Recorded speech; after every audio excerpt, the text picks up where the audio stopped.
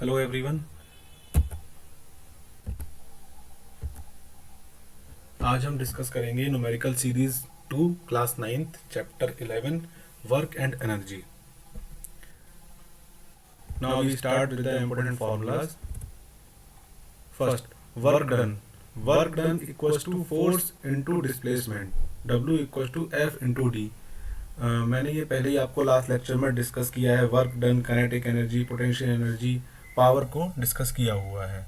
अगर आप लोगों ने मेरा लास्ट वीडियो नहीं देखा है तो आप उसको देख सकते हैं। सेकेंड फॉर्मूला है काइनेटिक एनर्जी का। Kinetic energy equals to half M V square, where M is the mass and V is the velocity. Now potential energy P equals to M G H and power equals to work upon time. इस chapter में यही 4 फॉर्मूले आपके important हैं। इन्हीं पर based हम लोग आज क्वेश्चंस करेंगे। पहला क्वेश्चन देखिए, a force of 5 newton is acting on a object and object displaced through 2 meter in the direction of force, then the work done. अब हमको वर्क डन निकालना है कि एक ऑब्जेक्ट पर 5 न्यूटन का फोर्स लग रहा है और वो ऑब्जेक्ट डिस्प्लेस्ड हो गया है 2 मीटर जिस डायरेक्शन में फोर्स लग रहा है। तो कैसे? हमारे पास क्या है? हमारे पास फोर्स है 5 न्यूटन, डिस्प्लेसमेंट है हमारे पास 2 मीटर का। तो फिर हमारे पास फॉर्मूला है work done equals to force into displacement. इसमें हम अपनी वैल्यू रख देंगे। तो W equals to 5 newton into 2 meter. तो हमारे पास क्या निकल कर आ गया है? 10 न्यूटन मीटर। न्यूटन मीटर को हम क्या कहते हैं? जूल। वर्क की जो यूनिट है वो जूल है। Okay, now second question. A porter lift the luggage of 15 kg from ground and puts it on his head 1.5 meter above the ground. Find out the work done by him on luggage. एक आदमी ने, एक porter ने क्या किया है, luggage को जो 15 केजी का है उसको ग्राउंड से उठाकर अपने सिर पे रख लिया है, जिसकी हाइट कितनी है? 1.5 मीटर है। अब हमें उस लगेज पे उस आदमी के द्वारा लगाया हुआ यूज किया हुआ कितना उसने कार्य किया है वो हमको निकालना है। वर्क कितना किया उसने? तो हमारे पास एम है कितना? 15 केजी, डिस्प्लेसमेंट है 1.5 मीटर। अब आपको ये ध्यान रखना है, जब भी हम ग्राउंड की बात करेंगे तो वहां पर हमारे पास जी यानी कि एक्सक्लेरेशन ड्यू टू ग्रेविटी, उसका यूज इस फॉर्मूला में होगा, क्योंकि हमारे पास इसमें फोर्स नहीं है हमारे पास। और हमारे पास फॉर्मूला क्या है?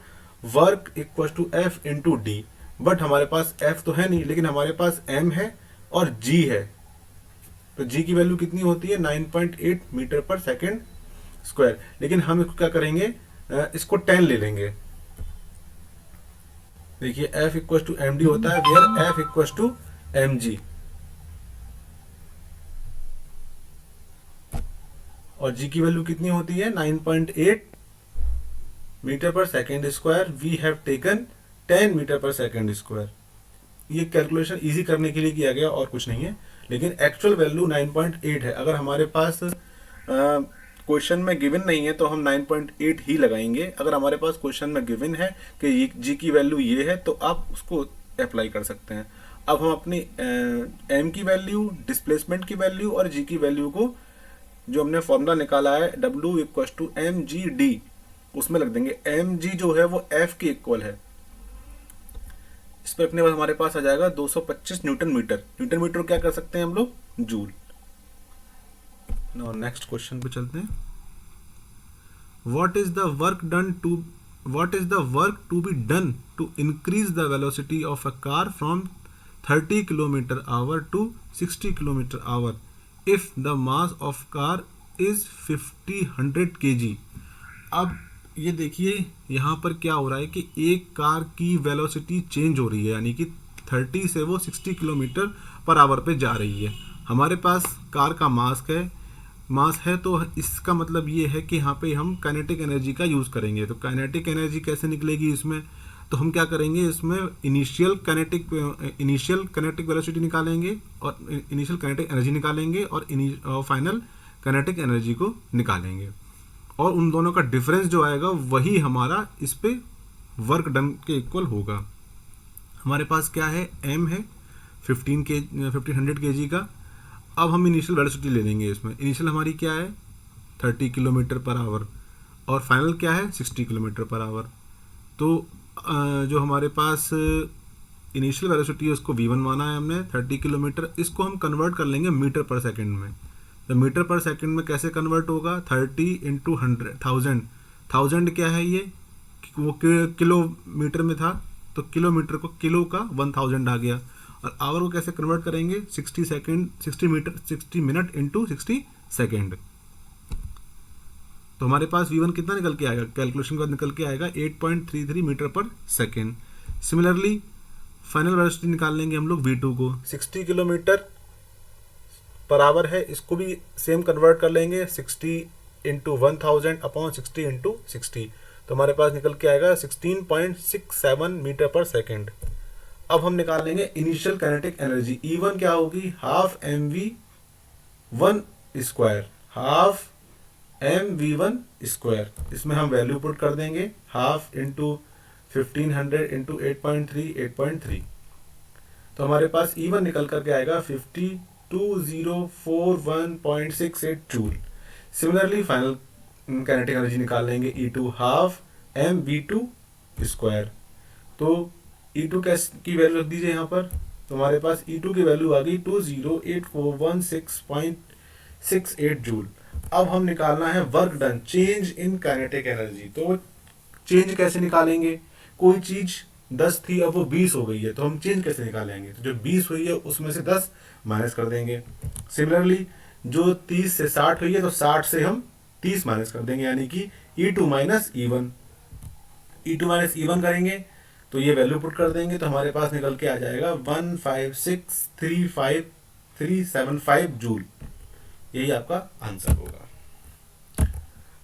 नेक्स्ट क्वेश्चन है, find the energy possessed by an object of mass 10 kg when it is at a height of 6 meter above the ground। जब भी हाइट की बात आ जाएगी, ग्राउंड की बात आ जाएगी, तो ये आप ध्यान रखिएगा कि वहां पर अगर हमको एनर्जी फाइंड आउट करनी है तो वहां काइनेटिक एनर्जी नहीं निकलेगी, वहां पर निकलेगी पोटेंशियल एनर्जी।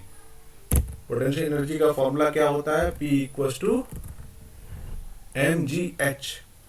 अब हमारे पास क्या है, m दिया हुआ है 10 kg, हाइट है हमारे पास 6 मीटर, g हमारे पास 9.8 मीटर पर सेकंड स्क्वायर।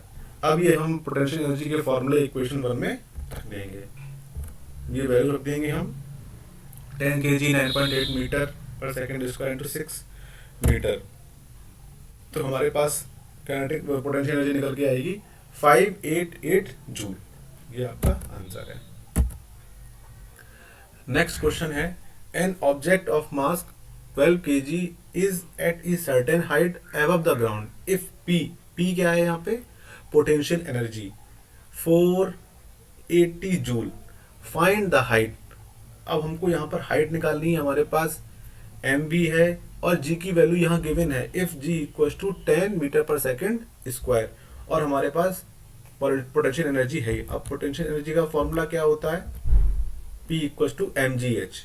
हमारे पास मास है 12 kg का, पोटेंशियल एनर्जी है हमारे पास 480 जूल, और ग्रेविटी ड्यू टू एक्सलेरेशन जो है हमारे पास कितना है 10 मीटर पर सेकंड स्क्वायर। अब हम h निकाल लेंगे, यहाँ P की वैल्यू सब्स्टिट्यूट कर लेंगे h को, तो h क्या हो जाएगा P/mg। यहाँ वैल्यू पुट कर देंगे, वैल्यू पुट करेंगे तो हमारे पास हाइट निकल करके आ जाएगी 4 मीटर। यही आपका आंसर है। Next question, an electric bulb of 60 watt used for 6 hour per day, calculate the energy consumed in a day by a bulb. इसमें ये कह रहा है कि एक हमारे घर में मान लीजिए एक बल्ब है 60 वॉट का, वो 6 घंटे चलता है पर डे, मतलब वो 6 घंटे यूज हो रही है उसमें लाइट। तो हमें एनर्जी निकालनी है, एनर्जी कितनी कंज्यूम्ड की उसने, कितनी यूनिट हमारी इस बल्ब ने यूज करी। तो हमारे पास पावर है 60 वॉट।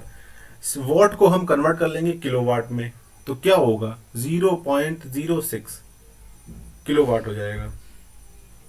टाइम क्या है हमारे पास 6 आवर। अब एनर्जी क्या होती है, power into time taken, value रख दीजिए इसमें 0.06 इंटू 6, तो ये हमारे पास कितनी निकल के आ गई 0.36 kWh। तो यही हमारी क्या हो जाएंगी, यूनिट हो जाएंगी। अगर हमको पूरे महीने का निकालना होगा कि पूरे महीने में उसने कितनी एनर्जी कंज्यूम की है, तो सिंपली इसमें मल्टीप्लाई हो जाएगा कितने का 30 का। तो अब हमारे पास क्या वैल्यू निकल के आएगी, आफ्टर कैलकुलेशन हमारे पास क्या वैल्यू निकल के आएगी,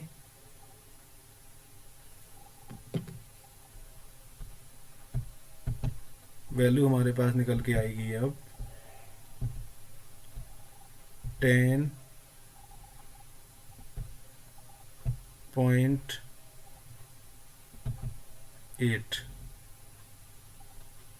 10.8 यूनिट। आई होप आपको ये सेशन पसंद आया होगा। लाइक शेयर सब्सक्राइब कर दीजिएगा। थैंक यू, मिलते हैं नेक्स्ट वीडियो में।